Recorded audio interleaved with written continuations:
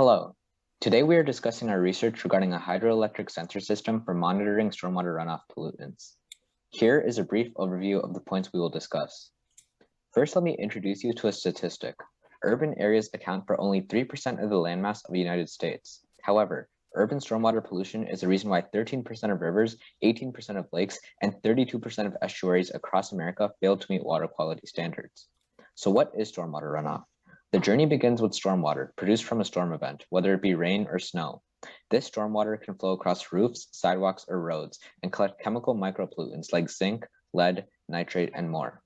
This stormwater eventually reaches a storm drain and then travels through a network of underground pipes. When the pipes empty out into rivers and streams, the polluted water severely threatens aquatic life and lowers drinking water quality. While stormwater runoff pollution is a serious problem, green infrastructure is the best solution.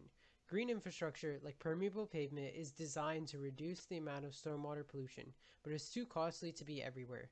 Thus, it is important to monitor stormwater quality so certain locations can be prioritized. Currently, analyzing stormwater runoff is a manual process, requiring someone to gather samples of the water and wait to receive the results from a lab. This tedious process leads to infrequent testing, thus leading to our purpose. Our purpose for this research project is to design a self-sustainable, durable, and smart sensor to detect pollutant concentrations in stormwater pipes. Here's a quick background on some concepts we will be using throughout this presentation. Nitrate is a common stormwater pollutant which originates from pet waste, vehicle exhaust, power plant emissions, and more. Upon reaching water bodies, nitrate leads to eutrophication, which occurs when overabundant nutrients in the water create algal blooms. In turn, this decreases oxygen levels in the water bodies when the algae decompose, threatening aquatic life. For humans, consumption of nitrate can cause methemoglobinemia and has been linked to other adverse health effects. Thus, nitrate was selected as the pollutant of focus for our sensor. We incorporated a Gorlov helical turbine as pictured as a power source for our system. The biggest advantage of this turbine is that to generate power, it requires no change in height to accelerate the water, something a vast majority of turbines require. Additionally, there's significant evidence that the turbine can be reduced in size and still be effective, which is important because we plan on placing it in a pipe. Next up, we have the procedure which was used to inform our design process. To begin, we started with a low current drawing microcontroller, specifically an Arduino Uno. On top of it in red is a vernier shield which allows us to interface with the commercial nitrate sensor through the analog port. Once the nitrate sensor is submerged in water, it will begin collecting data. This data will be transmitted through the Wi-Fi module to municipalities via existing citywide networks. All circuitry inside the apparatus was chosen carefully with low current draw in mind. The turbine used to power the electronics was taken from research conducted by the University of Washington. The turbine blades are made out of a fiberglass and vinyl ester resin composite with an aluminum framework. Finally, this is coated in marine paint. These materials ensure that the turbine will be conducive to the most power generated with the least flow, and they'll not corrode after being subject to water for extended periods of time. The generator chosen that this will be attached to is a permanent magnet axial flux generator. This was chosen over other types of generators because of its compact design and high efficiency.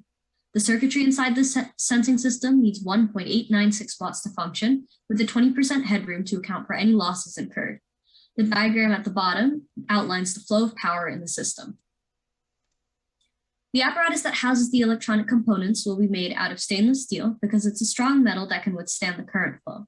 To ensure that the apparatus will not corrode, it'll also be coated in marine paint like the turbine. The shape of the apparatus is modeled after a streamlined half body to reduce the obstruction the sensing system causes in the pipe. The equation for hydrodynamic drag is dependent on the coefficient of drag, and this streamlined half body has a low coefficient of drag while also being a shape that could be securely installed in a pipe. Seeing that our sensor system would collect data on nitrates, we decided to demonstrate the type of analysis it could perform, specifically regression analysis for trends. First, we selected the data. The nitrate data is sourced from the International BMP database, where we picked 3 locations because the frequency at which they manually monitored nitrate was a closer representation to the rate our sensor would autonomously collect data. Second, we used NumPy and Pandas to narrow down and filter the data, so on the x-axis would be storm event number, and on the y-axis is nitrate as nitrogen concentration. A sample graph is on the left. Third, we processed the data. To do this, we used curve fitting from the SciPy Python library. Essentially, it models a graph and returns the necessary coefficients for the equations listed. Next up are the results found after our research. With knowledge of the power required for the sensor system, as well as the AC-DC converter, generator, and turbine efficiencies, the formulas on the right were used to determine the conditions under which the hydroelectric system would produce enough power for the device.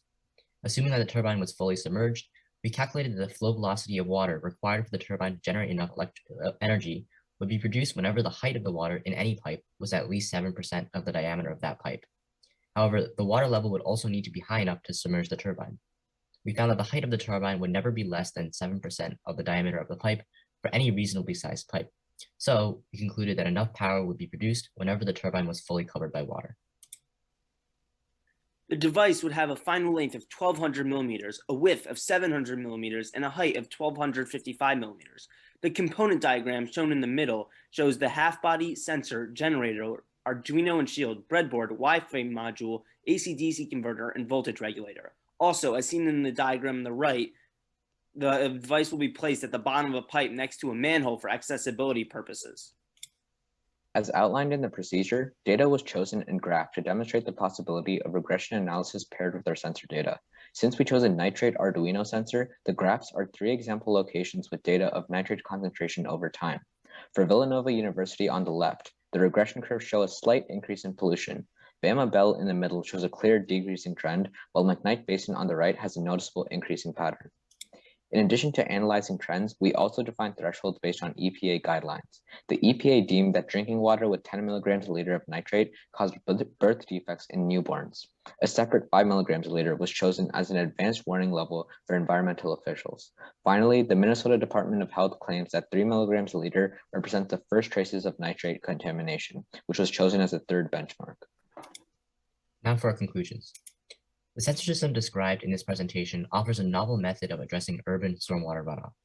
The device is unique in that it is self-sufficient since it relies on hydroelectric power, as well as designed to function in stormwater pipes.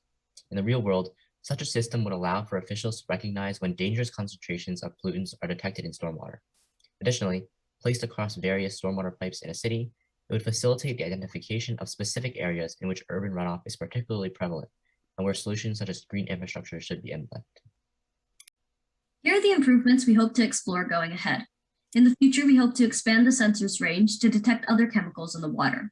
For example, copper and zinc are critical pollutants in stormwater runoff, and so in the future with our modular design, we hope to attach these sensors as well. Another important improvement would be the creation of a simple user interface to display the data picked up by the sensors in a given area.